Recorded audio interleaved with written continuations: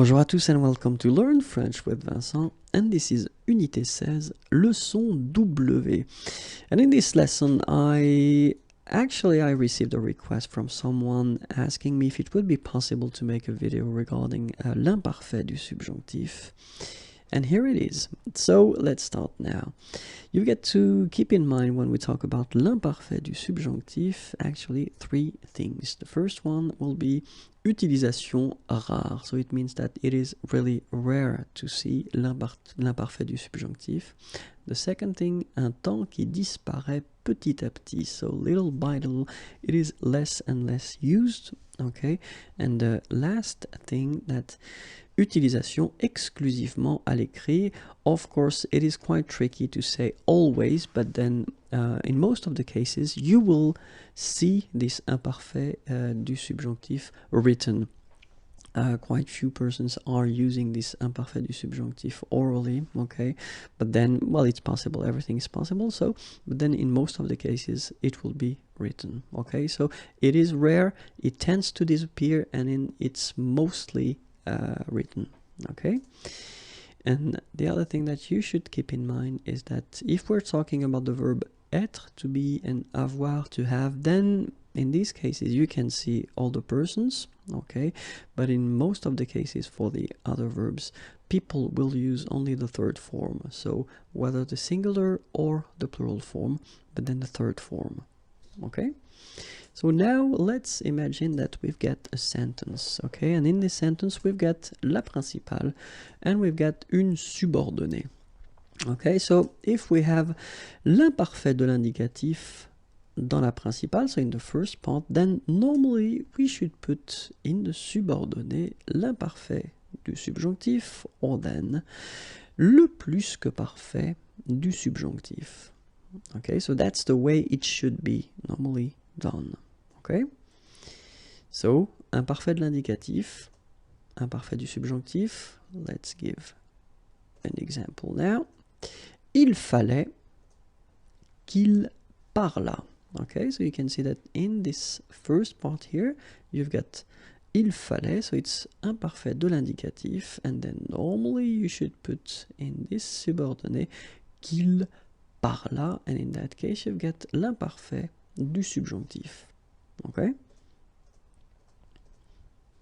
But then, as we saw previously, it's also possible to have in the principal l'imparfait de l'indicatif, and in the subordonnée le plus que parfait du subjonctif, and we will get il fallait qu'il eût parlé. Okay, so exactly the same thing here. We've got imparfait de l'indicatif, and in the subordonnée we've got qu'il eût parlé, and this form here is actually what we call plus que parfait du subjonctif. Okay? Let's take now another situation in which we've got, so same thing, a sentence, so we've got la principale and then we've got la subordonnée. Okay? If we have le présent du conditionnel dans la principale, then normally we should have le présent du subjonctif dans la subordonnée, or then l'imparfait du subjonctif dans la subordonnée. But let's say that in most of the cases this form won't be used, okay, even if it would be possible and it would be correct, but then in most of the cases people will skip that and they will stay with présent du conditionnel and then présent du subjonctif. So let's have it here right now. Présent du conditionnel in the first part dans la principale, il faudrait, and then you will have qu'il parle, okay, so you can see that here it's the subjonctif présent.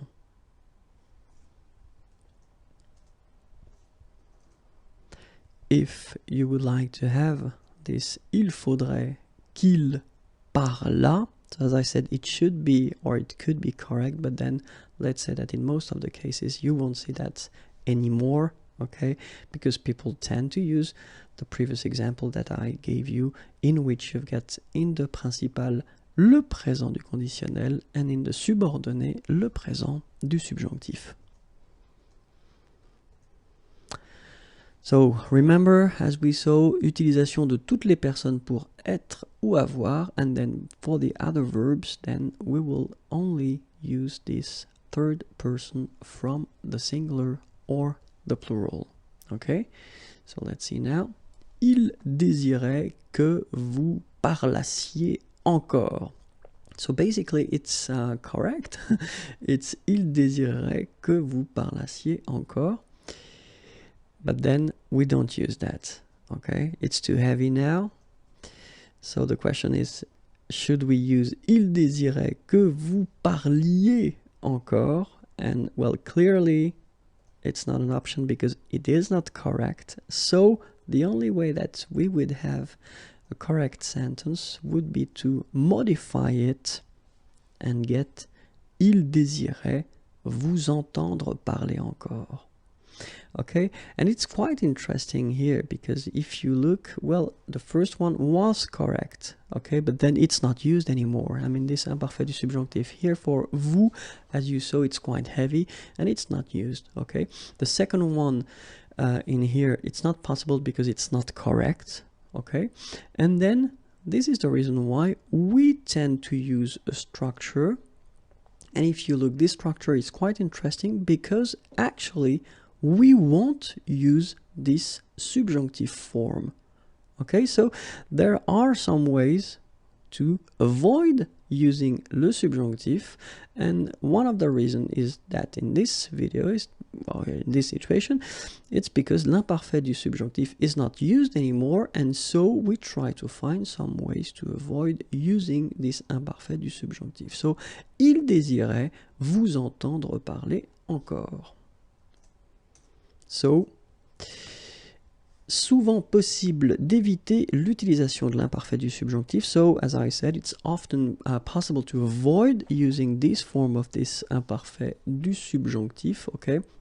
And the last thing, and one more time, as we saw, if you want to use this imparfait du subjonctif, well, keep in mind that it will be for the third person, just because the other forms are really impossible to produce. Not impossible, but quite heavy, and people don't like to use this form anymore, okay? I'm not talking, of course, as I said previously, about avoir and être, because they've got a special status, okay? And that's it. I hope it was clear and helpful. Have a great day. Bye bye. Au revoir.